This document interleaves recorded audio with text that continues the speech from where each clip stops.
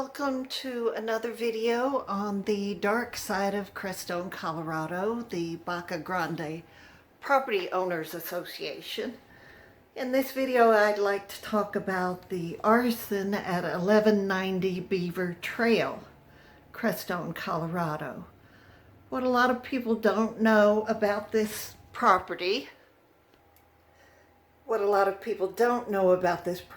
is that it was owned by Cheryl Mercer. Yes, her son was mentally ill and probably had some drug issues.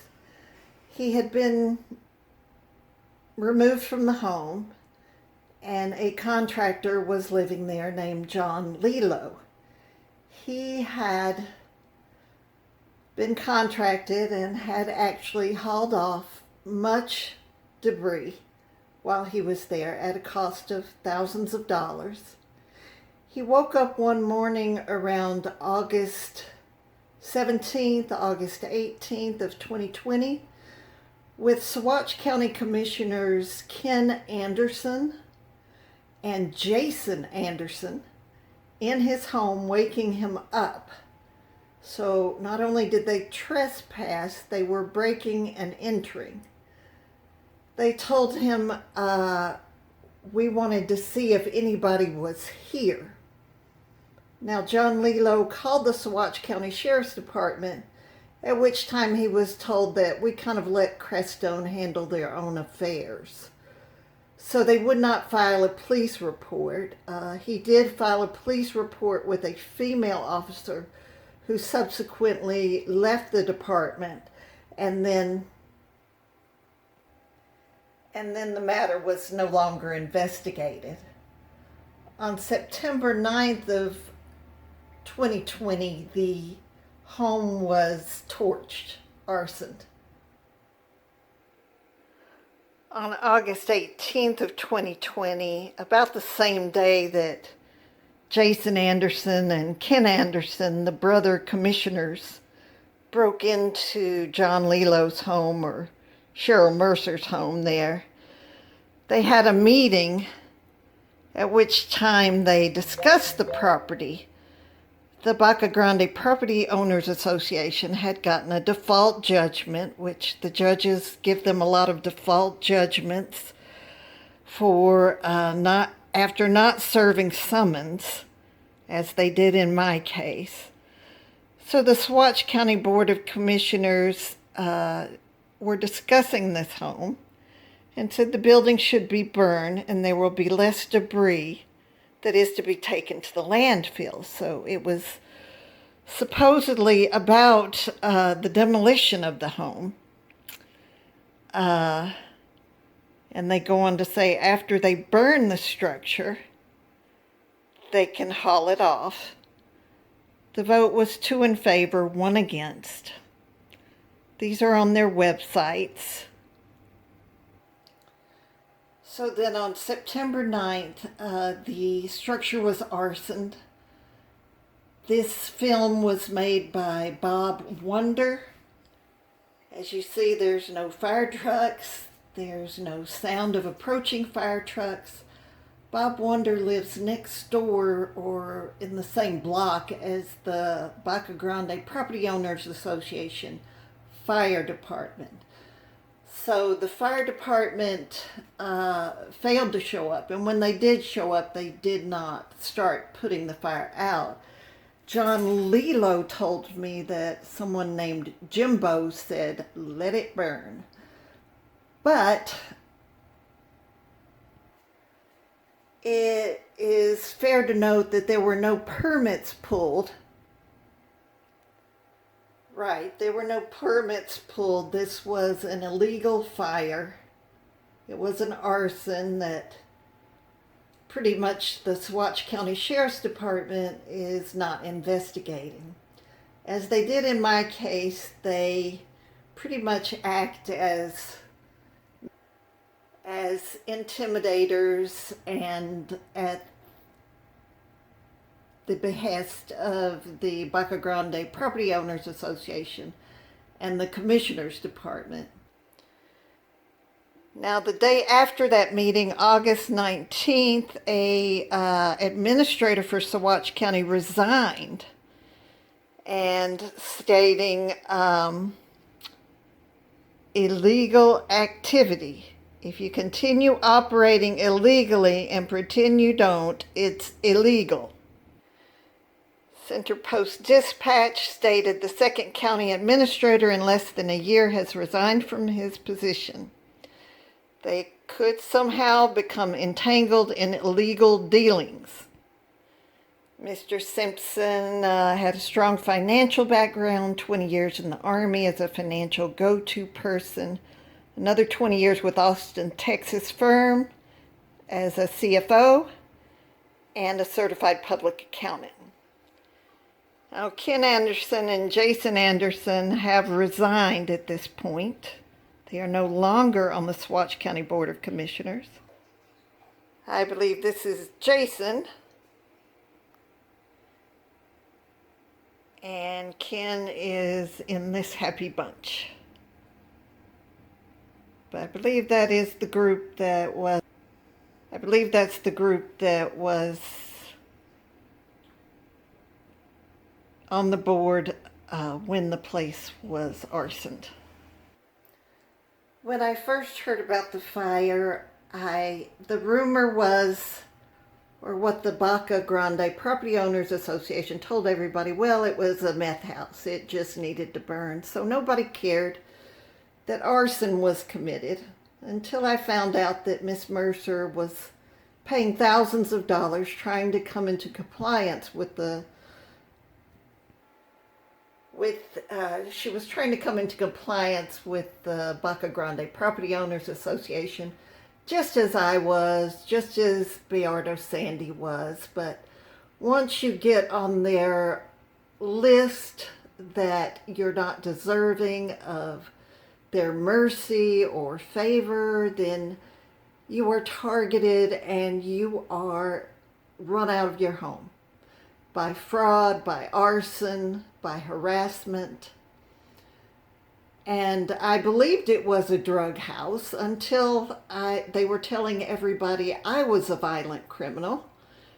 The land use administrator accused me of trying to ram her with my car. Now, again, if I was a person standing on the outside, which I was at one point, I thought, okay, I'm talking to a crazy person. This can't possibly be true about these people. And then I became a person targeted by them. I thought other people just don't know how to be polite. They just don't know how to talk to other people. And I was threatened and bullied beyond belief. I could not endure it without saying something or speaking up.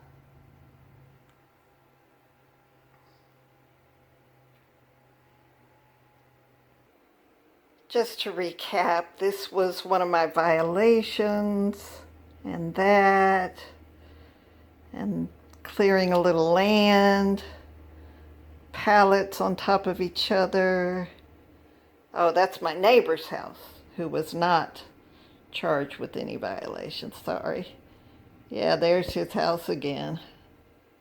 Let's see. My violations, let's see. And I was a clean paying member of the community. And that's my neighbor's house now, being called in compliance. I sent so many emails, so many applications. They were just ignored. I offered binding arbitration, that was denied, or binding mediation. Anything I did was just ignored, and they went ahead and sued, and then took over $8,000 out of the sale of my home. Email after email, permit after application after permit application. It was just a cruel joke.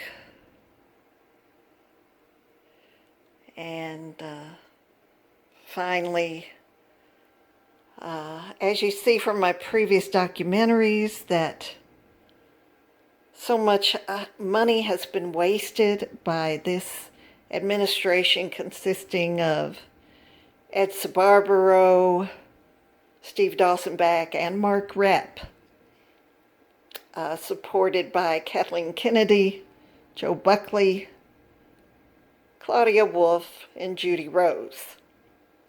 You see the budget is here, 122, to the expenditures, 351, and the budget 190 to the expenditures, 221. And these are legal and liability insurance for 2020.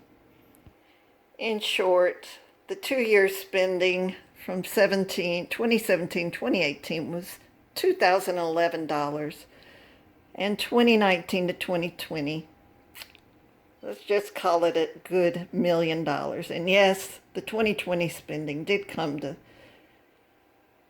$666,000. Okay, just to give a brief synopsis to anyone watching this video, I ask that you not necessarily believe everything the Baca Grande Property Owners Association tells you.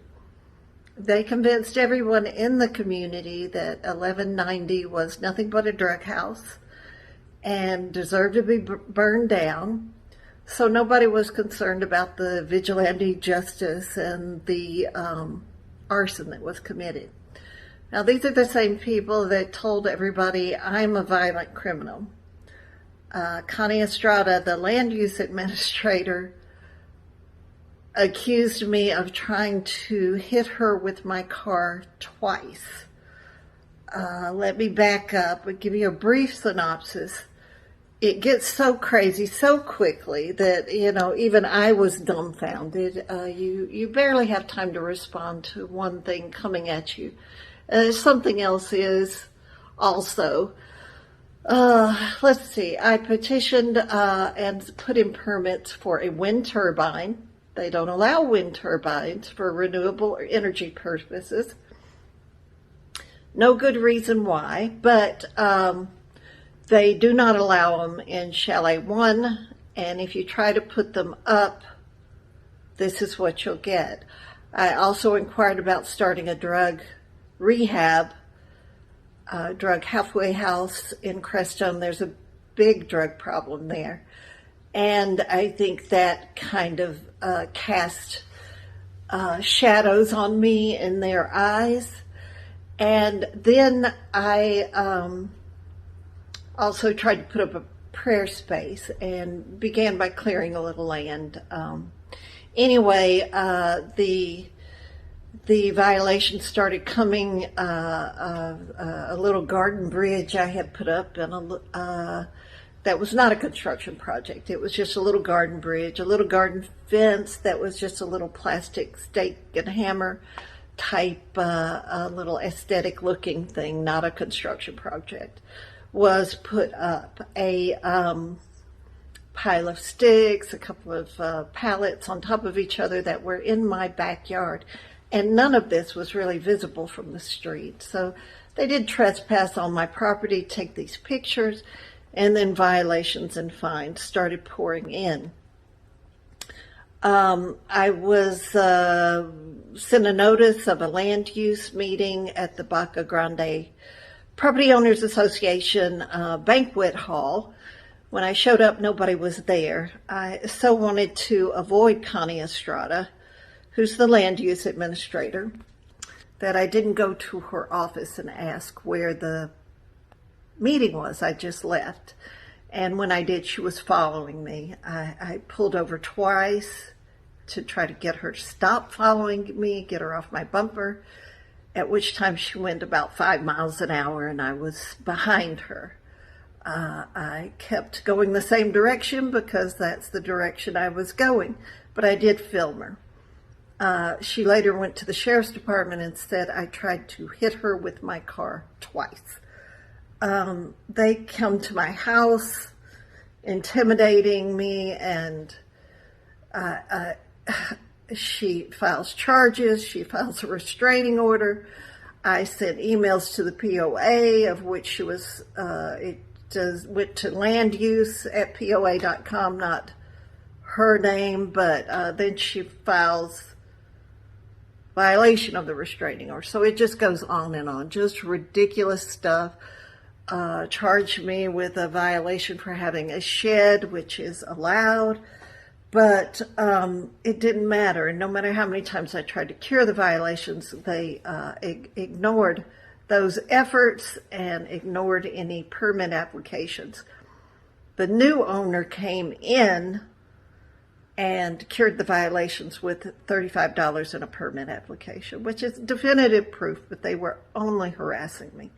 But again, if I was on the outside looking in, I'd say, okay, yeah, you're crazy, aren't you? Because that's the way I felt when I talked to people before. I thought, well, you just be polite and you work things out with people. But other people told me that was not how it worked, and I just didn't believe it. And I found out for myself, so I am making these videos.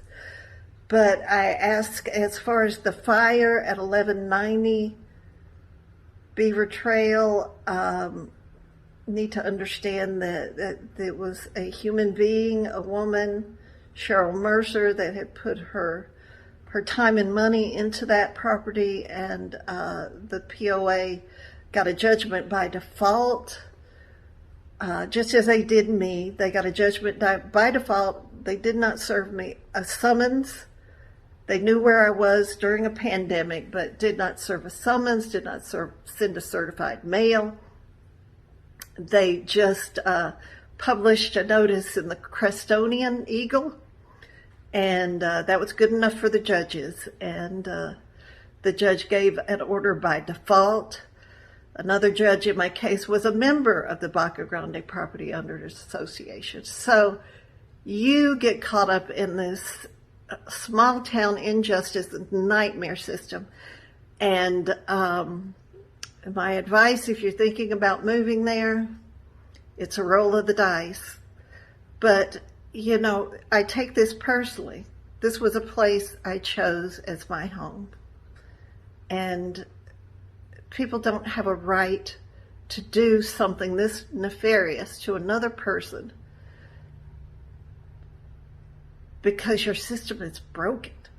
And I ask people of consciousness to step up and step into these positions, because you don't have good people in there.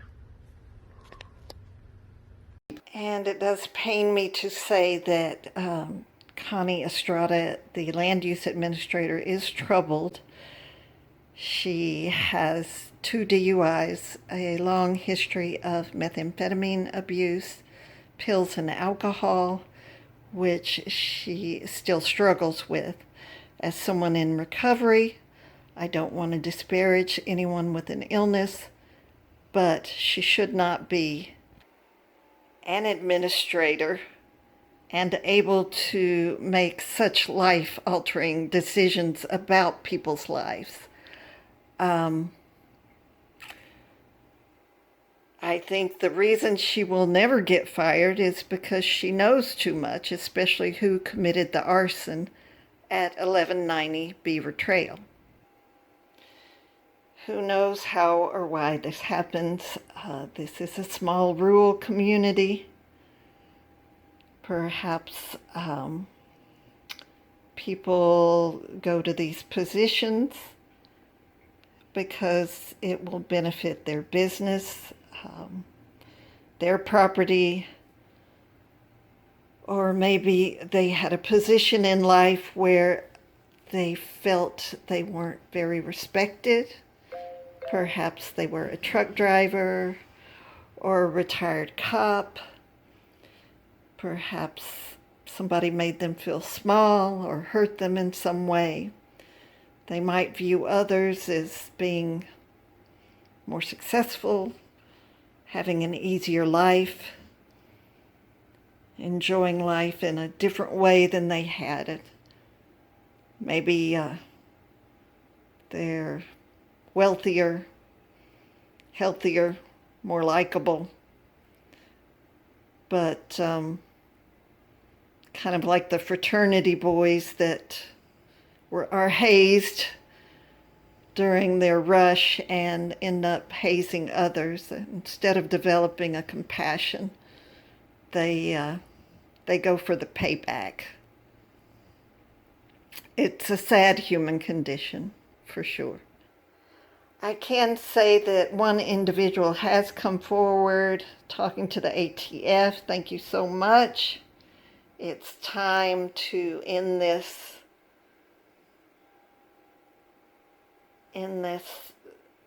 sad, sad situation in Crestone where they spend the homeowner's money harassing paying clean